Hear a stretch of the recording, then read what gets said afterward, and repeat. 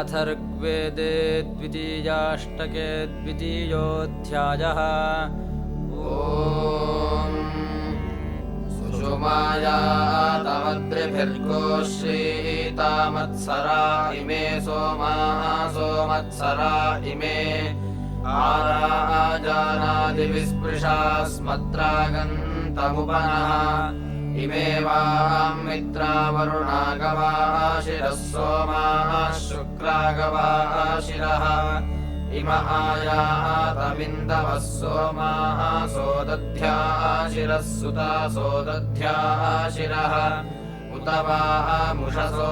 बुधिसाकं सूर्यस्य रश्मिभिः सुतो मित्राय वरुणाय पीतये चारुरृताय पीतये तां वान्धेनुन्नवासरीमं शुन्दुहन्त्यद्रिभिः सोमं दुहन्त्यद्रिभिः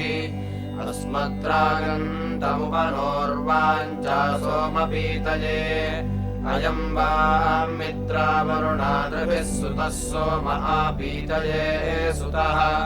प्रप्रपोष्णस्तु विजातस्य शस्यते महित्वमस्य तपसो न तन्दते स्तोत्रमस्य न तन्दते अर्चामि सुम्नयन्नहमन्त्यूतिं मयो भुवम् विश्वस्य यो मन आयुयुवे मखो देव आयुयुवे मखः प्रहित्वा पूषन्नजिरन्नयामनिस्तोमेभिः कृण्वर्णवो यथा मृध उष्ट्रो न पीपरो मृधाः उवेयत्वा मयो भुवन् देवं सख्याय मर्त्याः अस्माकमाङ्गूषान्युम्निनस्कृति वाजेषु द्युम्निनस्कृति यस्य ते पूषन् सख्ये विपन्यवः कृत्वा जित्सन्तो वसा बुभुज्रिर इति कृत्वा बुभुज्रिरे तामनुत्वा नवीयसीन्नियुतं राजईमहे अहेळमान पुरुषं ससरी भव वाजे वाजे सरी भव अस्या पूषुण उपसातये भुवो हेळमानोररिवाङ्गजाश्वश्रवस्य तामजाश्व ओषुत्वा ववृतीमहि स्तोमेभिर्दस्म साधुभिः न हित्वा पूषन्नतिमन्य आघृढेन ते सख्यमपन्हुवे अस्तु श्रौषट्पुरो अग्निन्धिया दधानुतच्छर्धो दिव्यं वृणीमः इन्द्रवायु वृणीमहे यद्धक्राणा विवस्वति नाभासन्दायिनं यसी अध प्रसून उपयन्तु धीतयो देवाङ्गच्छानधीतयाः यद्धत्यन्मित्रावरुणावृता दद्या ददाथे अनृतं स्वेन मन्युना दक्षस्य स्वेन मन्युना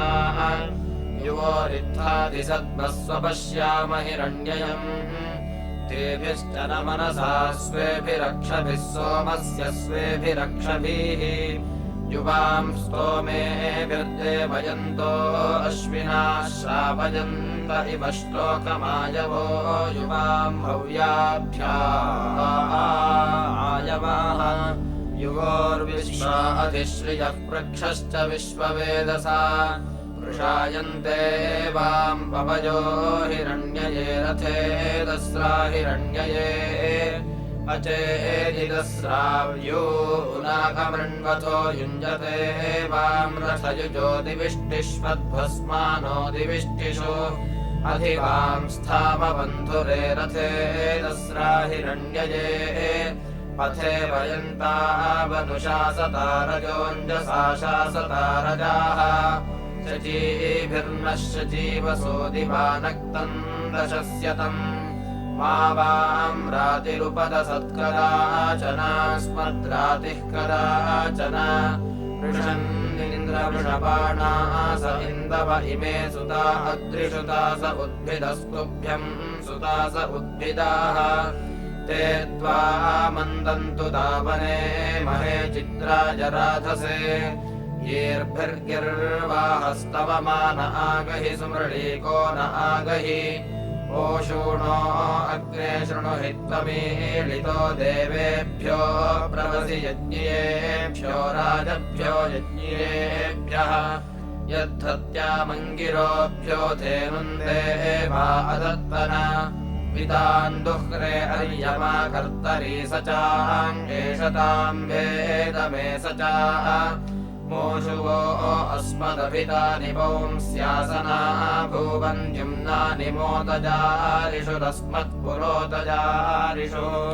यद्वश्चित्रम् युगे युगेनम् व्यङ्घोषादमर्त्यम्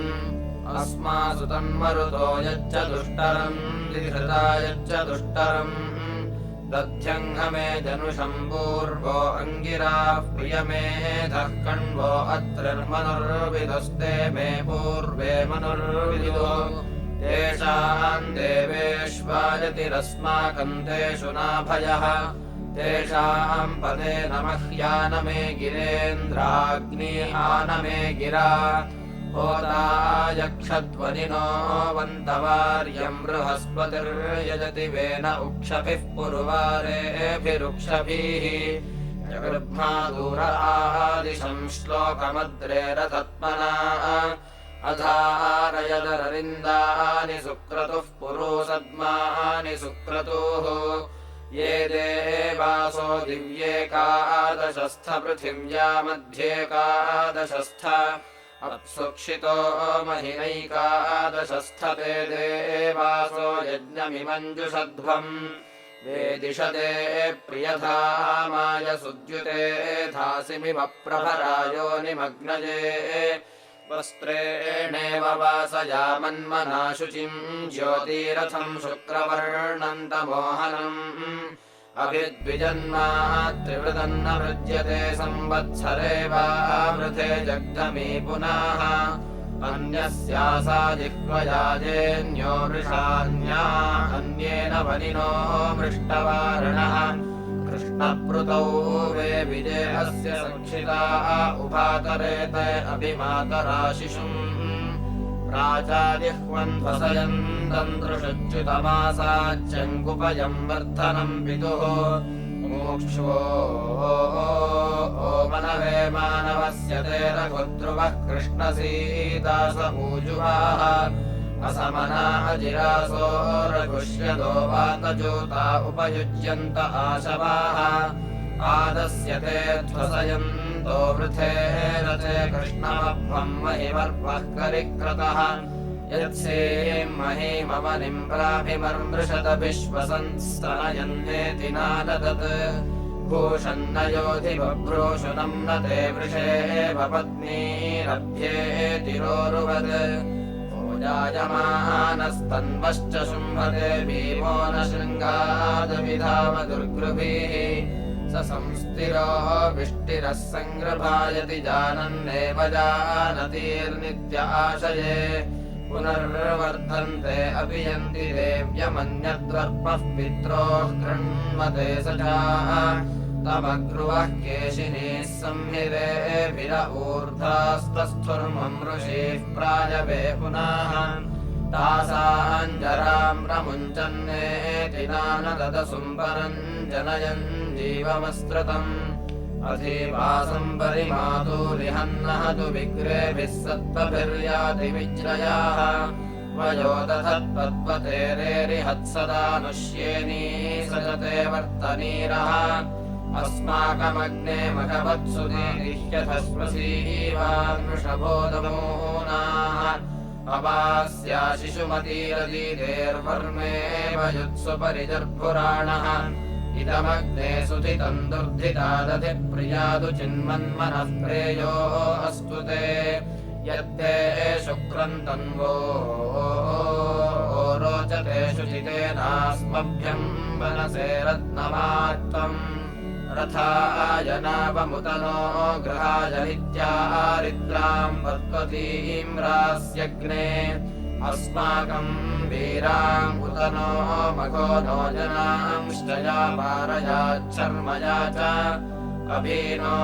अग्न उक्थविज्जुगुर्याद्या वा क्षामा सिन्धवश्च स्वगूर्ताः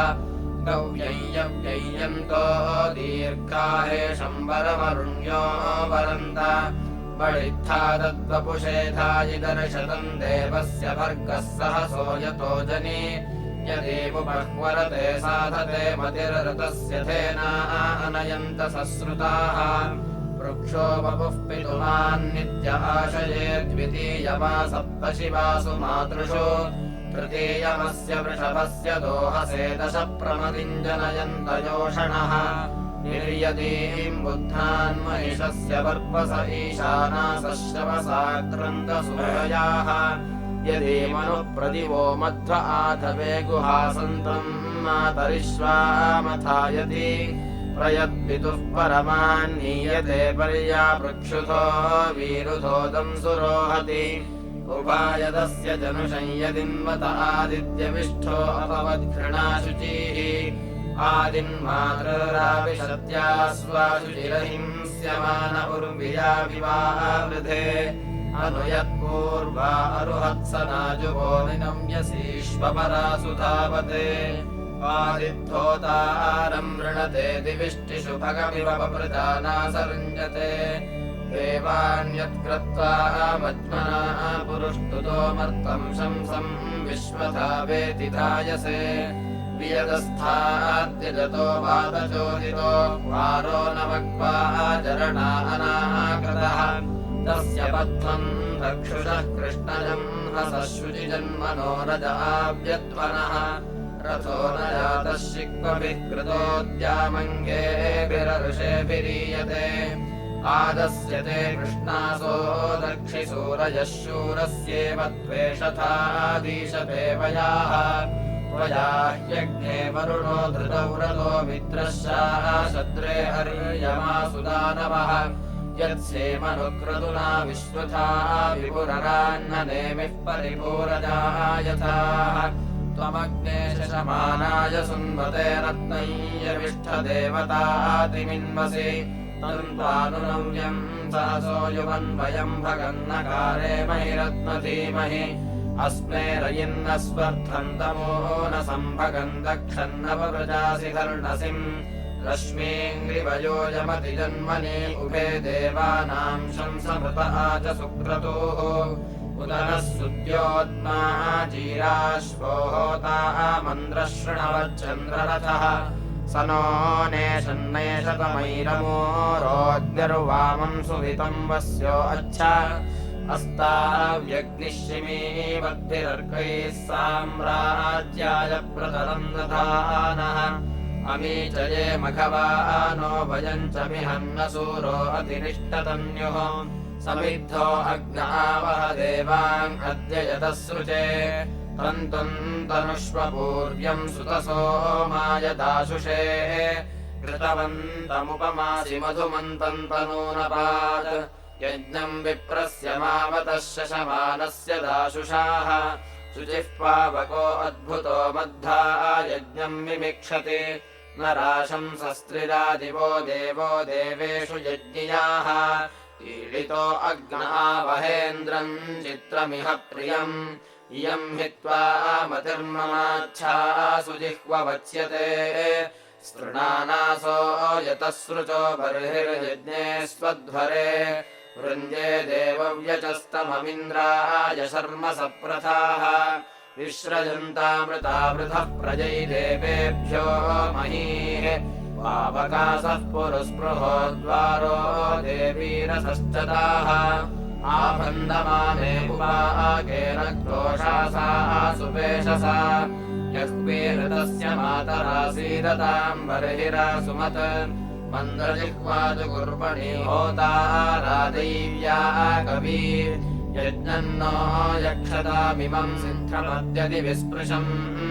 शुचिर्देवेष्वर्पिता होत्रा मरुत्सु भारती इडा सरस्वती महीपतिः सीदन्तु यज्ञियाः तन्नस्तुरीपमद्भुतम् गुरुवारम् पुरुत्मनाः त्वष्टापोषाय विष्यतु राजेनाभानो अस्मयुः अवसृजन्नु पद्मना देवान्यक्षिवनस्पते अग्निरहव्यासु शोदति देवो देवेषु मेधिरः भूषण्वते मरुत्पते विश्वदेवाय वायवे स्वाहा गायत्रवे पसे हव्यमिन्द्राय कर्तना स्वाहा कृतान्यागह्युपहव्यानि वीतये इन्द्रागहिः श्रुधी हवन्ताम् हवन्ते अध्वरे प्रलव्यसीन्नव्यसीन्धेति मग्नये वाचो मतिम् सहसः सूनवे परे अपान्नपाद्यो वसुभिः सह प्रियो होता पृथिव्यान्यसेदृत्याः स जायमानः परमेभ्यो मन्याभिरग्निरभवन्मातरिश्वरे अस्य क्रत्ता समिधानस्य मज्मना प्रद्या वा शोचिः पृथिवी अरोचयत् अस्य त्वेषा अजराः अस्य भानवः सुसन्दृशः सुप्रतीकस्य सुद्युताः भाद्वक्षसो अत्यक्तुर्न सिन्धवोऽग्नेरेजन्ते अससन्तो अजराः यमे रिरे भृगवो विश्ववेदसन्नाभा पृथिव्या भुवनस्य मज्मनाः अग्निन्दङ्गीर्भिर्हिनुहि स्व आदमेय एको वस्वो वरुणो न राजति न योपराय मरुतामिव स्वनः सेनेव सृष्टा दिव्या यथा शनीः अग्निर्जम्भैस्तिगितैरत्तिपर्वति योधो न शत्रून् समनान्यञ्जते कुविन्नो अग्निरुचसस्य वीरसत्त्वसुष्कुविद्वसुभिः काममावरत् चोदः कुवित्तु तुज्यात् सातयेधि यः शुचिप्रतीकन्तमयाधिया गृणे कृतप्रतीकम् वरतस्य धूर्षदमग्निम् मित्रम् न समिधानरुञ्जते इन्धानो अग्रो विदथेषु लीद्यच्छुक्रवर्णामुदुनोऽयम् सतेधियम् अप्रयुच्छन्नप्रयुच्छद्भिरग्ने शिवेभिर्नः पायुभिः पाहि शक्वैः अदब्धेभिरदृपितेभिरिष्टे निमिषद्भिः परिपाहि नोजाः एति प्रहोदाः व्रतमस्य माययोऽर्थान् दधानः शुचिपेशसन्धियम्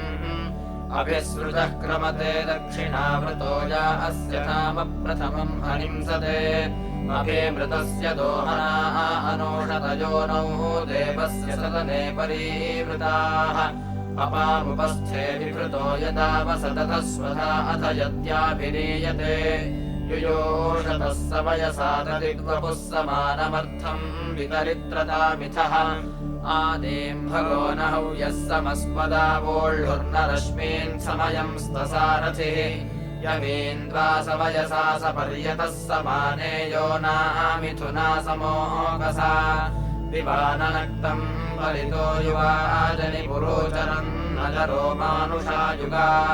तमेम् हिन्वन्ति धीतयो दशवृषो देवम् वर्ता स ऊतये हवामहे धनोरधिप्रपत आसर्ण्वत्यभिम्रजद्भिर्वयुना त्वम् ह्यग्ने दिव्यस्य राजसि त्वम् पार्थिवस्य पशुपाहिवत्मना येनीतरेते बृहते अभिश्रिया हिरण्यैव क्वरी बर्हिराशाते अग्नेः जुषस्व प्रतिहर्यतद्वचो मन्द्रस्वथा भरतजातसुक्रतो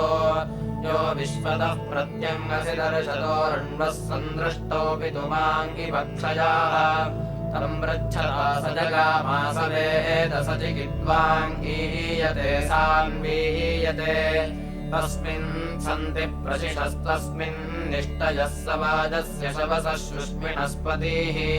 तमित्पृच्छन्ति न सिमो विपृच्छति स्वेनेव धीरो मनसा यदग्रभीत् न मृष्यते प्रथमन्नापरम् वचोऽस्य कृत्वा सजते अप्रतृपितः तमिद्गच्छन्ति जुह्वा अस्तमर्वतीर्विश्वान्येकः शृणवत्वजांसि मे पुरुप्रैषस्ततुरिर्यज्ञसाधनोच्छिद्रो निःशिशुरादत्तसंरभाः उपस्थायम् चरति यत्समानत सद्यो जातस्तत्सारयुज्येभिः अविश्वान्तम् वृषते नान्द्ये मुदे यदीम् गच्छन् युषतीरभिष्ठितम् स एम् मृगो अप्यो वदर्गुरुमध्वच्युपमस्यान्निधायि यब्रवीद्वयुनामर्त्येभ्योऽग्निर्विद्वाङ्घृतचिद्धि सत्यः त्रिमूर्धानम् सप्तरश्मिम् गृणेशेनो नमग्निम् पित्रोरुपस्थे निषत्तमस्य जरतो ध्रुवस्य विश्वादिवो रोचनापप्रिवांसम् उक्षामहाम् अभिववक्ष एने अजरस्तस्थावित ऊतिर्विश्वः उर्व्याः पदो निदधाति सानौ रिहन्त्यूधो अरुषासो अस्य समानम् वत्समभिसञ्चरन्ति विश्वग्धेनो विचरतः सुमेके अनपवृज्याम् अध्वनो मिमाने विश्वान् केताम् अधिमहोदधाने धीरासः पदम् कवयो नयन्ति नानाहृदारक्षमाणा अजुर्यम् सन्तः पर्यपश्यन्त सिन्धुमाविरेभ्यो अपवत्सूर्यो नृक्षेण्यः परिकाष्ठाः सुजेन्य ईळेन्यो महो अर्भाय जीवसे पुरुत्राय तपवत्सूरहैभ्यो गर्भेभ्यो मखवा विश्वदर्शतः तथा ते अग्ने शुचयन्त आयोर्ददाशुर्वाजेभिराशुषाणाः उभे यत्तोके तनये तथा नारतस्य सामन्नयन्त देवाः बोधा मे अस्य वचसोऽयमिष्ठमम् हिष्ठस्य प्रभृतस्य स्वधावः पीयति त्वो अनुत्वो गृणाति वन्दारुस्ते तन्वम् वन्दे अग्ने ये पायवो मामथेयन्ते अग्ने पश्यन्तो अन्धम् दुरितादरक्षन् रक्षरान् सुकृतो विश्ववेदालिप्सन्त इत्रिपवो नाहदेवुः यो नो अग्ने अररिवाङ्गायुररादेवा वर्जयति त्वयेन मन्त्रो गुरुः पुनरस्तु सो अस्मानुवृक्षेष्टतन्वन्दुरुक्तैः कृतवायः सहस्य प्रविद्वान् मर्तो मर्तम् वर्जयति द्वयेन अतः पाहिस्तव मानस्तुवन्तमग्ने माकिर्नो हृताय धायीः मथेद्यनेम् विष्णो मातरिष्वाहोतारम् विश्वाप्सुम् विश्वदेव्यम् नियन्दधुर्मनुष्यासु विक्षुस्वा अर्णचित्रम् वपुषे विभावम् ददानमिन्नदलभन्तमन्मार्गर्वरोधम् ममतस्य चाकन् दुषन्त विश्वान्यस्य कर्मोपस्तुतिम् भरमाणस्य कारोः नित्ये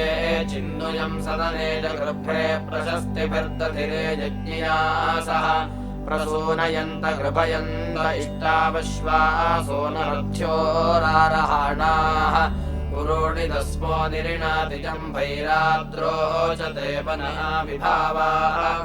आदस्य वातो अनुवाति शोचिरस्तुर्नशर्यामसनामनुद्योर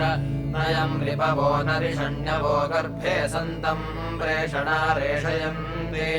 अन्ता अपश्यानलवन्न भिक्षानित्यासईम् प्रेतारो अरक्षन्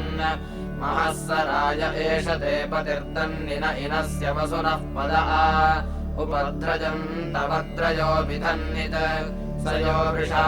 नरान्नरोदस्योश्रवोऽभिरस्ति जीवपीतसर्गः प्रयः सस्राणः शिश्रीतयोनौ आयः पुरन्नार्मिणीमदीते रत्यः कविर्नभन्यो नार्वाः सूरो नरुरुक्वाञ्छतात्मा अभिद्विजन्मात्रीरोचनानि विश्वारजांसि शुचानो अस्तात् होताय जिष्ठो अपांसधस्थे अयम् स होतायो द्विजन्मा विश्वा दधेवार्याणि श्रवस्य मर्तो यो अस्मै सुतुको ददाश पुरुत्वादाश्वान्वो चेरिरग्ने तव स्मिदा तोदस्येव शरणामहस्य व्यनिनस्य धनिनः प्रहोषे चितररुषः कदाचन प्रजिगतो अदेवयोः स चन्द्रो विप्रवर्त्यो महो व्राधन्तमो दिवि प्रप्रेत्ते अग्ने वनुषस्याम मित्रन्नयम् शिम्यागोषु गव्यवस्वाद्यो विदथे अप्सुजीजनन् अरे जेताम् रोदसी पायसा गिरा प्रतिप्रियम् यजतम् जनुषामवाह यद्धत्यद्वाम्बुरमीढस्य सोमिनः प्रमित्रा सो न दधिरे स्वापुवाह अथ क्रतुम् विदतम् गातुमर्चत उत श्रुतम् वृषणावस्यावतः आवाम्भूषम् क्षितयो जन्मरोदस्योः प्रवाच्यम् वृषणा दक्षसे महे यदि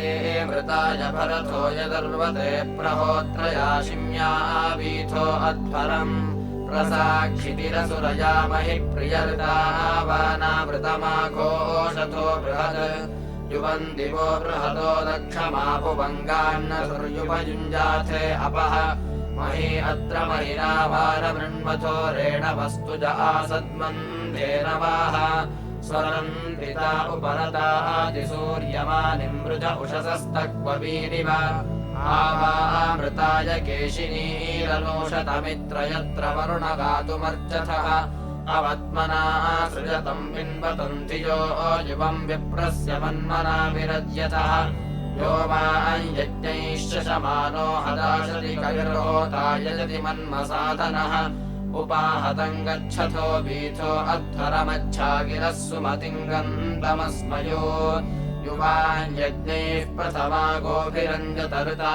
वानामनसो न प्रयुक्तिषो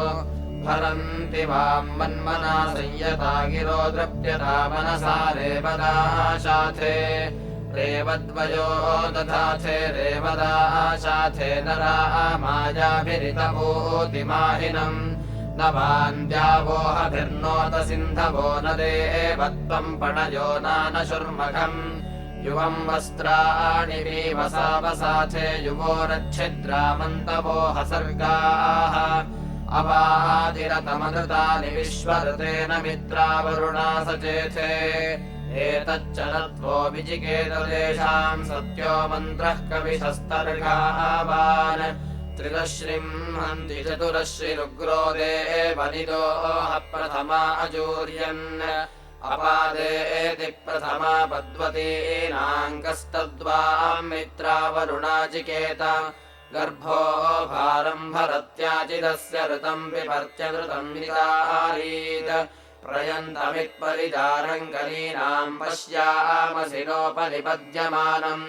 अनवप्रज्ञाविततावसानम् प्रियम् मित्रस्य वरुणस्य धाम अनश्वो जातो अनभीषुरर्वाकनिक्रतत्पतयदूर्ध्वसानुः अचित्तम् ब्रह्म जुजुषुर्युवानः प्रमित्रे धाम वरुणे गृह्णन्ताः आधेनवो मामतेजमवन्तेर्ब्रह्म प्रियम् वेपयन्सस्मिन्नोधन् वित्तोऽभिक्षेत वयुनानि वित्तानासाविवासन्नदिति मुरुष्येत् आवाहम् मित्रावरुणा हव्यजुष्टिन्नमसा देवाववसाववृत्त्या अस्माकम् ब्रह्मभृतनासु सह्या अस्माकम् वृष्ट्यर्दिव्यासु पारा यजामहे वाम् महः सजोषाः हव्येभिर्मित्रावरुणा नमोभिः घृतैर्घृतस्नो अथ यद्वामस्मे अध्वर्यवो न धेतिभिर्भरन्ति प्रस्तुतिर्वान्धामनप्रयुक्तिरयामि मित्रावरुणासु वृत्तिः अनक्ति यद्वाम् विदथेषु होता सुम्नम् वाम् सूरिर्वृषणा वियक्षन् पीपायथे मुरलिर्हृतायजनाय मित्रावरुणाः विर्ते हिनोति यद्वाम् विदथे स पर्यन्सरातहौ यो मानुषो न होता उत वाम् विक्षुमत्यास्वन्धो गावापश्च पीपयन्त देवीः उतो नो अस्य पूर्व्यः पतिर्दन्वीदम् पातम् वयस उश्रियायाः विष्णोर्नुकम् वीर्याणि प्रवोचय्यः पार्थिवानि विममे रजांसि यो अस्कभायदुत्तरम् सधस्थम् विचक्रमाणस्त्रेधोरुगायः प्रदद्विष्णुस्तवते वीर्येण मृगो न भीमः कुचरो गिरिष्ठाः यस्योरुषु त्रिषु विक्रमणेष्वधिक्षयन्ति भुवनानि विश्वाः प्रविष्णवे शूषमे तु मन्मगिरिक्षित उरुगायाय वृष्णेः य इदम् दीर्घम् प्रयतम् सधस्थमेको विममे त्रिभिरित्पदेभिः यस्य त्रिपूर्णा मधुना पदान्यक्षीयमाणा स्पदया मदन्ति य उत्त्रिधातु पृथिवीमुदद्यामेको दाधार भुवनानि विश्वाः तदस्य प्रियमभिपातो अस्यान्नरो यत्र देवयवो मदन्ति गुरुक्रमस्य स हि बन्धुरित्था विष्णोः पदे परमे मध्व उत्साह तावाम्बास्तोऽन्युष्मसि गमध्ये यत्र गावो भूरिशृङ्गा अजासाः अत्राहतदुरुगायस्य वृष्णः परमम् पदमवभाति भूरि प्रवः पान्तमन्धसोऽधियायते महेशूराय विष्णवे चार्चत या साधुनिपर्वता नामदाभ्यामहस्तस्थतुरर्वतेव साधुना द्वेषमित्था समरणम् शिमीवतोरिन्द्रा विष्णुसुतपावामुरुष्यति यामर्त्याय प्रतिधीयमानमित्कृशानोरस्तुरसनामुरुष्यथाः ताईम् वर्धन्ति मह्यस्य वंस्यन्निमातरानयति रेतसे भुजे दधातिपुत्रो वरम् वरम् पितुर्नाम तृतीयमधिरोचने दिवः तत्तदिरस्य वंस्यम् गृणीमसेनस्य त्रातुरवृकस्य मीळ्षुषाः यः पार्थिवानि त्रिभिरिद्रिगामभिरुक्रमिष्टोरुगायाय जीवसे द्वे इदस्य क्रमणे स्वर्दृशो भिख्याय मर्त्यो भुरण्यति तृतीयमस्य न किरादधर्षति वयश्च न पदयन्तः पदत्रिणाः चतुर्भिः साकन्नवतिम् च नामभिश्चक्रन्न वृत्तम् व्ययीङ्ग्रमे विपत् बृहच्छरीरो विविमानरुक्मभिर्युवा कुमारः प्रत्येद्याहवम् भवामित्रो न सेव्यो घृतासुतिर्विभो तद्युम्न एव यापु सप्रथाः अथा ते विष्णो विदुषा चिदर्ध्यस्तोमो यज्ञश्च राज्यो हविष्पदा यः पूर्व्याय वेदसे न वीयसे सुमज्जानये विष्णवे ददाशते यो जातमस्य महतो महिप्रवत्से दुश्रवोभिर्युज्यञ्जिदभ्यसत् तमुस्पोतारः पूर्ण्यै यथा विदरुतस्य गर्भम् जरुषा विवर्तन आस्य जानन्तो नाम चिद्विभक्तनमहस्ते विष्णो सुमतिम् भजामहे तमस्य राजा वरुणस्तमश्विना क्रतुम् सजन्तमारुतस्य वेदसाः दाधारदक्षमुत्तममहर्विदम् व्रजम् च विष्णुः सखिवामपोर्नुते